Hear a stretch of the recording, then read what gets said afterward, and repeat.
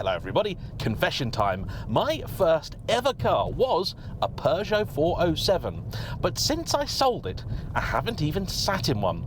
So this should be very interesting.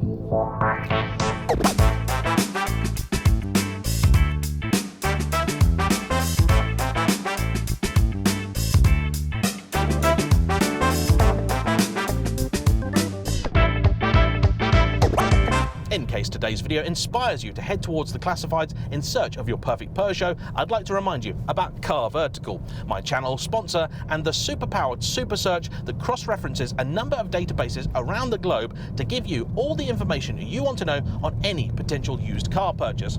In just over a minute and for just over a tenner, a CarVertical search will give you a detailed report on all the stuff you want to know. And when it comes to things like a 407, that includes valuable information like previous accident damage, mileage issues, and things like use as a taxi, which especially if you're looking at a saloon or estate is something I would be concerned about. And don't forget, if you use my discount code, which is JAYEMM10, you'll get 10% off the service too. To find out more, follow the link in the description or the comment section down below. The car I owned was a 2005 407 SW, that's the estate, with the 1.6 HDI engine, the weakest of the entire range, making a stunning 110 horsepower. I bought it for several reasons. At the time, I was living in London, having just graduated from film school, and going headfirst into the weird, wonderful, and often trying world of film production. So I needed something practical, hence the estate, that was going to be cheap to run, hence the choice of small diesel, and also easy for a 19-year-old to insure. You see, I would have been very happy with a slightly older car with a larger, naturally aspirated petrol, but it seemed like at the time my insurance cost was almost directly fixed to the capacity of the engine. So a 1.2 was going to cost me 1,200 quid, a 1.4 1,400, and a 2-litre 2 grand. Annoyingly, at the time, this being around 2009, most of the used cars that were then available quite cheap, which were estates, also had reasonably sized petrol engines, 2 litres, 2.2s, 2.5s and the like, and so they were just too expensive to insure. Fortunately, though it wasn't a particularly old car at the time, just about 4 or 5 years, the 407 had already depreciated enough that it was just within budget. I paid just under £5,000 for it. There were a couple of reasons I went for the 407 over the slightly more practical and cheaper 307. Firstly, I liked the looks of it. Genuinely, I thought, particularly in estate guys, it was a fairly handsome thing, certainly for the budget that I had. Secondly, I knew it was a better, higher-end car than the 307, and so I thought it was surely going to be a better thing to own. I also wasn't bothered by the fact that the 407 had technically less boot space than the 307, because that was only calculated if you used the entirety of the boot. And because I was transporting film kits about, which had to be insured, you could only get stuff insured if it wasn't visible, meaning it had to be under the load cover. And because the 407 was a slightly longer car than the 307, that meant technically, and only just, you could probably get a little bit more kit in it than you could in the 307. At least, that was how I justified it to myself. That car turned out to be a relatively faithful companion, and I kept it for about 2 years until I moved out of London and replaced it with a BMW E46 330ci Club Sport. Though I was still relatively young, only 21 at the time, because I had left the city and moved to the countryside, my insurance costs halved, so I did the only sensible thing and bought a car that should have cost me twice as much. Man maths in action, and after that I went on to own a string of mostly German stuff, more or less forgetting about my humble 407. But as it turns out, I rather overlooked the many fine qualities the 407 possessed, because though even road testers of the time generally didn't fall in love with it, this actually is a car that does a huge amount right. The model was introduced in 2004, replacing the 406, and went out of production in about 2011, being replaced by the 508. Being a member of the Peugeot Citroën PSA empire, the 407 has siblings in both the Citroën C5 and the C6.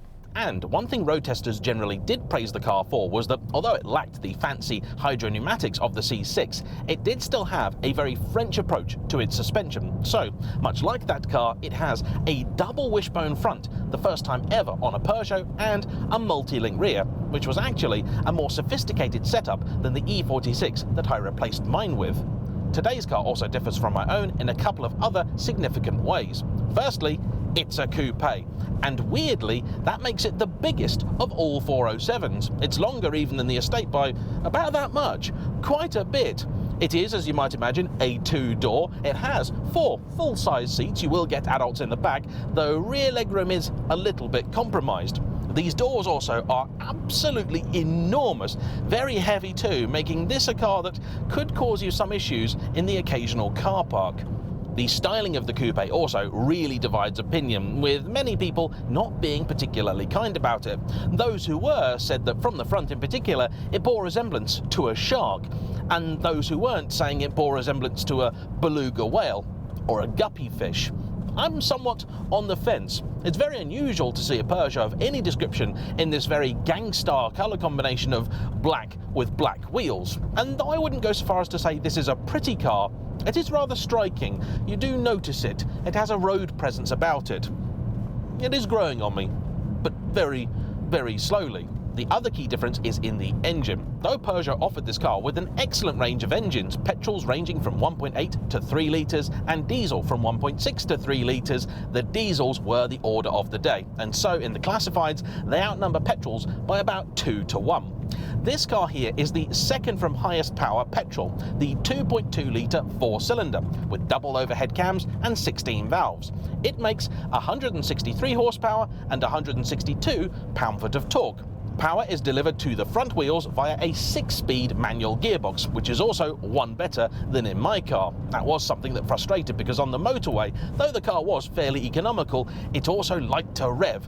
Doing 3,000 RPM in a diesel just isn't enjoyable, and it did great, because otherwise the car was actually very, very well mannered, and this is much the same. The suspension is fabulous. It's a little firmer than I thought it might be, particularly as it's riding on wheels that aren't all that big. However, it does combine the sporty and luxury thing quite well.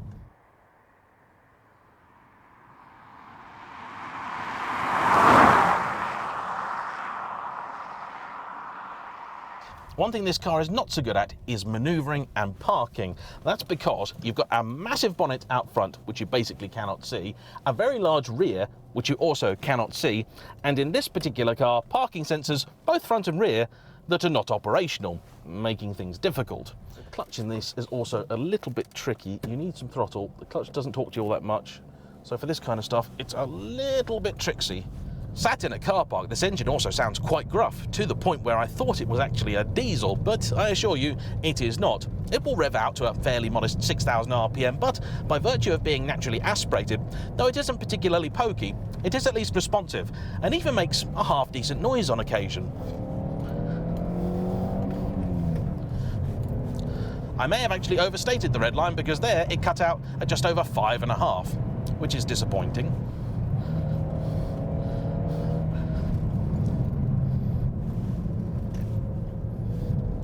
This is actually a really quite good car to do this in. I drove this road the other day in a Maserati Ghibli. That was about 48 hours ago in real time, so I've got a pretty good recollection of it, and this is doing a better job of controlling its mass. The Ghibli had more of it. That was a 2-ton car, this more like 1.7.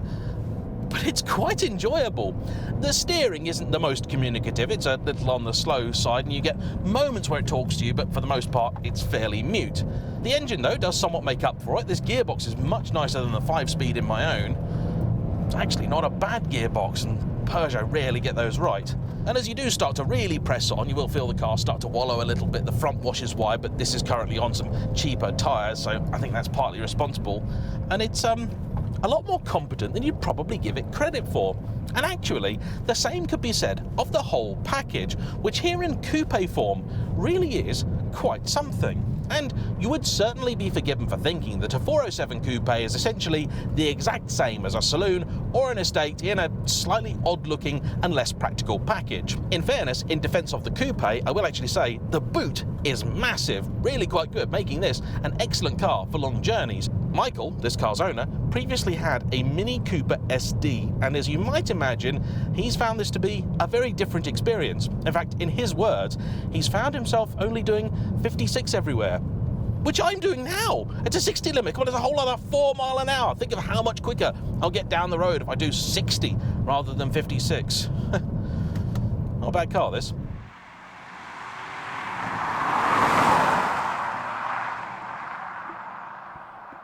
Even better, on the motorway, I'm told this will actually do over 40 to the gallon. That's not so bad.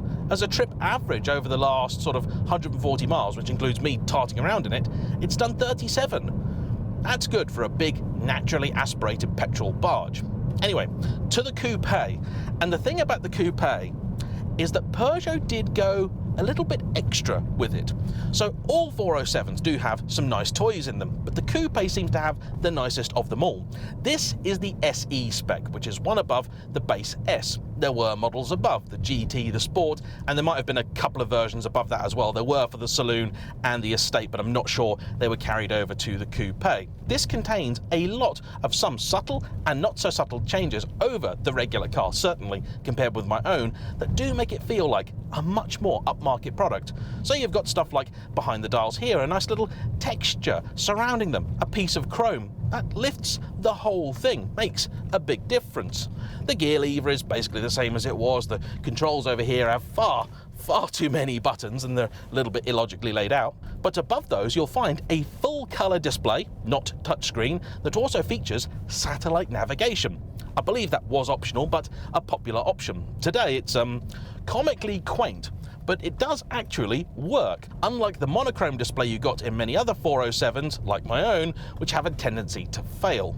I'm sure you also haven't failed to notice the gorgeous red leather seats, which actually, though they're not the fanciest of leather, do look and feel quite nice. They hug you a bit more than you thought that they might. They are also heated, electric, and with memory. That's not bad, and you could even get an extended leather pack too, though this one sadly does not have that. It's through sections like here where that sophisticated suspension really shows what it can do. This car is riding absolutely brilliantly. Genuinely few things this side of a proper luxury car like an S-Class have that kind of composure over this road surface. It's quite magic what Peugeot achieved with this. The trade-off, however, seems to be a ride that in town never quite calms down, which for a saloon or estate could be something of a deal-breaker. However, I think the Coupe just about gets away with it, because this was likely a car designed to appeal to the sportier driver. In case you were wondering, there was never a sporty variant of the 407, but the most potent of all engines was actually the very short-lived 3-litre V6 diesel. That had some 240 horsepower and oodles of torque. If you don't want to buy a diesel, your best shot is the 3-litre naturally aspirated V6 petrol. That makes a little less at 210 horsepower, but is a fairly rare thing to find. People just didn't buy big petrols as soon as big diesels came out. Other impressive tech here includes the aforementioned parking sensors fore and aft, a JBL stereo, which is actually half decent, it's quite good, listened to it a little bit earlier and it's nice. You got also standard fit CD player. You could have optional Bluetooth, though this car has a little slot to put your SIM card in it. That was very of its time and quite trick when this came out. The 407 even has xenon headlights that swivel in a bend, and standard fit double glazing, items which even 2 decades on are not standard on many premium cars. The car is also surprisingly light on creaks, squeaks, rattles and just about anything else of that kind.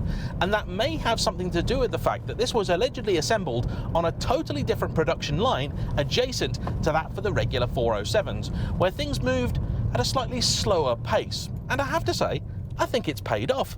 I'm really quite impressed with this car. Though I'm not a fan of the colour scheme, this particular example is also in excellent condition, and that may have something to do with the fact that it was in one owner's hands for 14 years, from nearly new until Michael bought it, and the individual in question was Michael's brother. So he knew the car had been very well kept, and so was confident in buying it.